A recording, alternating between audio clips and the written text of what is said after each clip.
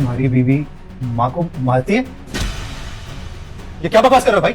साहब, मैं एक आध बार आपके घर पर सामान पहुंचाने आया और मैंने आपकी माँ की चीखें सुनी है। आपकी बीवी और आपकी माँ लड़ते हैं। लेकिन मैं तुम्हारी बात पे भरोसा क्यों करूं? देखिए, मेरा काम था आपको बताना।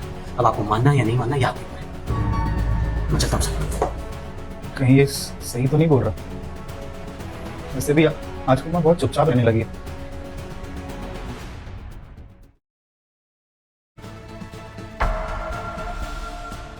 ये खाना किसने गिराया इस तरह से? ये पता नहीं बहू भी कैसे कैसे काम करती है।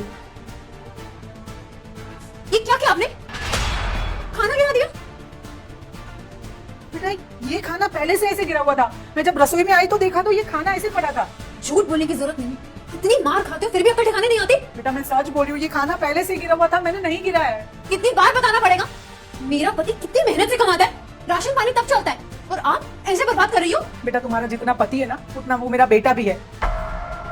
और मैं क्यों खाना गिराऊंगी? देखो, जितना आपका हक था उतना आप नमक खा चुकी हो। इस घर में मेरा बेटा कमा कर लेकर आता है, तुम अपने मायके से कुछ लेकर नहीं आई हो बहू। आपकी इतनी हिम्मत कि मेरे घर वालों के लिए बोलो? मतलब अंजलि, ये क्या कर रही हो तुम? और तुम्हारी हिम्मत? बेटा मुझे इग्नोर मत करना। आज जो भी इस वीडियो को एक लाइक करके सब्सक्राइब करेगा उसको 2 घंटे में खुशखबरी मिलेगी। यकीन ना हो तो करके देख लो और जाते जाते कमेंट में हर हर महादेव जरूर लिख दें। कैसे मेरी माँ के ऊपर हाथ उठाने की? कार्तिक, ये देखो कितना खाना बर्बाद कर दिया तुम्हारी माँ ने। अरे तो क्या हो गया यार? इतनी छोटी सी बात पर तुम मेरी माँ के ऊपर हाथ उठाओगे क्या? कार्तिक, तुम नहीं जानते, पूरे दिन भर आराम करती रहती है, कुछ काम नहीं करती, सिर्फ चीजें बर्बाद करती रहती है तुम्हारी माँ। मुझे अच्छे से मालूम है इस घर में कौन क्या क्या करता है। ये खाना ना मैंने ही गिराया था। क्या? हाँ।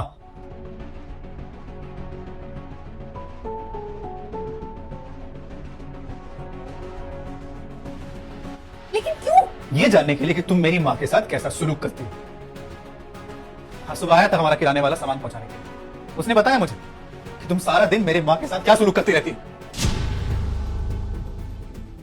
वो झूठ बोल रहा है। झूठ वो नहीं, झूठ तुम बोल रही हो। तुम एक अनजान इंसान पे भरोसा करते हो, और तुम्हारी माँ की मैं दिन भर सेवा करती रहती हूँ, वो कुछ नहीं, कोई भरोसा नहीं है उस पे।